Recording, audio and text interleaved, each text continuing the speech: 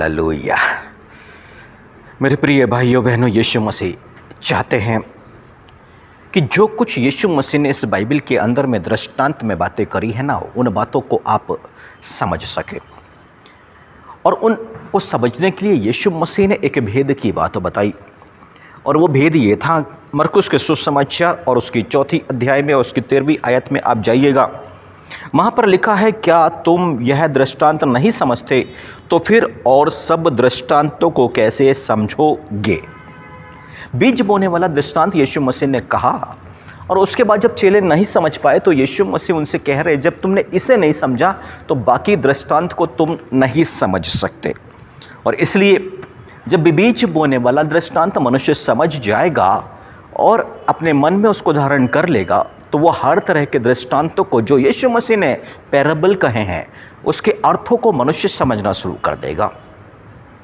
और इस का अर्थ यीशु मसीह ने बताया, इस दृष्टांत को समझाया कि जब बीज बोने वाला बोया तो कुछ बीज मार्ग के किनारे थे, और कुछ बीज पथरीली भूमि पर थे, और कुछ बीज झाड़ियों में गिरे थे, और कुछ बीज अच्छी भूमि पर।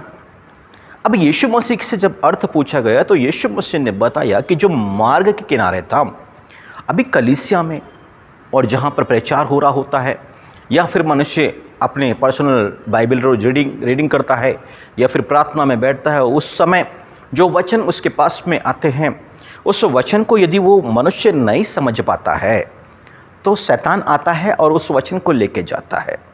यानी कि वचन को सुनने के तुरंत बाद शैतान आपके जीवन पर काम कर रहा होता है, और ये बात आपको नहीं मालूम।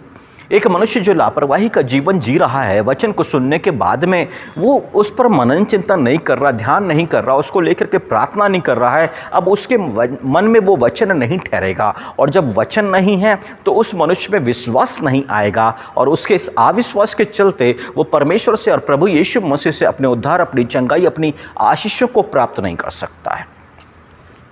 और जब मनुष्य उस वचन को मन में रख करके समझना शुरू करेगा तो उसके अंदर में विश्वास उत्पन्न होएगा, और उस विश्वास के द्वारा वो अपनी आशीषों को, अपने वरदानों को प्राप्त कर सकता है। पर शैतान नहीं चाहता है कि मनुष्य उस वचन को समझे, और इसलिए वो आता है और मनुष्य के मन से उस वचन को उठा करके ले जाता है। और यीशु मसीह यही बता रहे हैं, मार्ग के किनारे जो मनुष्य अपने मन, अपने हृदय में परमेश्वर के वचन को ग्रहण नहीं करता, बिल्कुल ऐसा है जैसे जो बीज मार्ग के किनारे गिरे हैं। परंतु इससे आगे बढ़े तो कुछ मनुष्य ऐसे हैं, यीशु मसीह कह रहे हैं, कि जो आनंद से वचन को सुनते, बड़ा आनंद करते हैं, हाँ बिल्कुल सही बात है, हम ऐसा करेंगे। और फिर कुछ दिन चलने के बाद में परीक्षा आती है, शैतान हमले करना शुरू करता है, और वो वचन पे चलना छोड़ देते हैं, क्योंकि वचन ने जड़ नहीं पकड़ी है। मतलब बहुत गहराई से मनन चिंतन नहीं किया गया, उस पर ध्यान नहीं किया गया है। और जब उस वचन में मनुष्य डूब जाता है, उसको मन में बसा लेता है, उस पर मनन चिंतन करता है, उस पर प्रार्थना करना शुरू करता है, दिन रात उस पर चिंतन करता है, तब वो वचन की जो जड़ है गहराई से मनुष्य के मन में होती है, और फिर वो तो फल ला सकता है। परंतु अभी उस वचन ने जड़ पकड़ी ही नहीं है मनुष्य के मन, हृदय में, और उस पर वो चलना शुरू कर देता है। इसलिए ग्लोरी टू जीसस चर्च की जो कलीसिया है, इस चर्च के अंदर में एक बात सिखाई, जब वचन दिया जाता है तो बोला जाता है, इस पर मनन चिंतन करो 1 महीना, 2 महीना, 3 महीना, 1 हफ्ता, जितना आपको लगता है, जब तक उस वचन को करने के लिए आपके अंदर में उत्साह न आ जाए, आनंद न आ जाए, जुनून न आ जाए, उस वचन को शुरू मत कीजिएगा। क्योंकि जैसे वो उत्साह और आनंद आता है, इसका मतलब वचन की जड़ें अब गहराई तक जा चुकी है। हालेलुया। पर तीसरा वो है जो झाड़ियों में गिरे।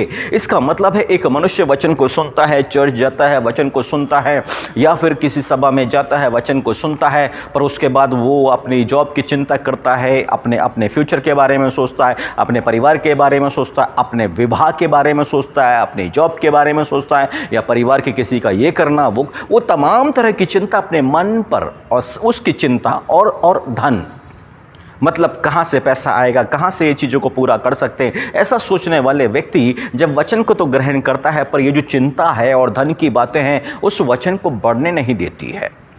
और हर वचन को ग्रहण करने के बाद जो मनुष्य इस पर ध्यान करेगा कि शैतान चुरा के न ले जाए, मुझे ध्यान करना है, उस पर मनन चिंतन करना शुरू कर दें, और उस पर अभी चलना नहीं है, जब तक गहराई से जड़ें ना जमा ले, तो वो परीक्षा से पार हो चुका है। पर और जो गहराई से मनन चिंतन कर रहा है तो वो व्यक्ति अब जो धन का धोखा है या जो संसार की चिंता, उस पर ध्यान नहीं करेगा, क्योंकि वचन पर ध्यान कर रहा है तो उसके पास में विश्वास आ रहा है, चिंता दूर हो रही है, धन का लालच भी उसके मन से या उसकी चिंता उसके मन से दूर जा रही है। क्यों? क्योंकि अभी विश्वास हो रहा है कि प्रभु यीशु मसीह मेरी चिंता करता है। हालेलुया। और इसलिए चौथी जो जगह है, अच्छी भूमि पर बोया हुआ वो बीज, मतलब जो धीरज से फल लेकर के आता है। पहले वो उसकी जड़ें नीचे जाती रहती, धीरे धीरे ऊपर आता है, जड़ें और गहरी होती, थोड़ा सा और बढ़ता है, जड़ें और गहरी, फिर ऊपर, और फल तो बाद में आते हैं, फूल और फल तो बाद में आएंगे। पर कब? जब जड़ें मजबूत हो चुकी है, वो पौधे ने अपनी भूमि पर अपनी जड़ों को थाम चुका है, मजबूती से थाम चुका है, अब फल, अब उसके बाद में वो ज़मीन से उखड़ने वाला नहीं है। मेरे प्रिय भाइयों बहनों, धैर्य से इन 3 कदमों तक हमें, 3 आयामों तक हमें इंतजार करना पड़ेगा उस वचन को फलवंत होने के लिए। इस बाइबल को समझना है, दृष्टांत को समझना है। परंतु यदि आपने मत्ती के 13वीं अध्याय में बीज बोने वाले का दृष्टांत और मरकुस के सुसमाचार में 4th अध्याय में बीज बोने वाले का 4 के 13 से बीज बोने वाले का दृष्टांत, और लूका में 8 का 4 से 8, यहाँ पर जब बीज बोने वाले के दृष्टांत को लीजिए, प्रार्थना कीजिए और समझिए, इसके बाद में यीशु मसीह का हर एक पैराबल, हर एक दृष्टांत आपको समझ में आने लग जाएगा। वचन के भेद आपको समझ में आने लग जाएंगे। आपके अंदर में शैतान का कार्य समाप्त हो जाएगा, धन का धोखा समाप्त हो जाएगा, संसार की चिंता समाप्त हो जाएगी। वचन पर मनन चिंतन करने वाले होंगे, और ऐसे व्यक्तियों के पास में विश्वास होता है, और अपने विश्वास के द्वारा अपने जीवन पर वो बड़े बड़े आश्चर्य कर्मों को प्राप्त करते हैं। अब आपके लिए आश्चर्य कर्म को प्राप्त करने का समय आ चुका है मेरे प्रिय भाइयों बहनों। तो आइए प्रार्थना करेंगे। हे मेरे पवित्र पिता, दया करे वचन के सुनने वालों पर प्रभु जी। हे महान अद्भुत युक्ति करने वाले मेरे पवित्र पिता परमेश्वर, हर एक वचन को सुनने वाले पर यीशु मसीह के नाम पर प्रभु जी दया करें। अपने हाथ को बढ़ा के पिता आशीषित कर दो इन्हें प्रभु जी, ताकि आपकी दया इन पर लगातार बनी रह सके पिता। और विशेष करके जो वचन इन्होंने इस वक्त में सीखा है मेरे पवित्र पिता, समझ दीजिएगा प्रभु जी कि इस वचन पर ठहरे रहे, और प्रभु जी आगे चल करके प्रभु यीशु मसीह ने जो आपके राज्य की तमाम भेदों को प्रकट किया है, उनके भेदों को समझ सके और एक आशीषित जीवन को जी सके, एक बड़े विश्वास को प्राप्त कर सके मेरे पिता, और आपको एक प्रसन्न करने वाला जीवन जी सके पिता। आपके हाथों में इन प्रियों को सौंपते हैं, आशीष दीजिएगा यीशु मसीह के नाम पर, आमीन।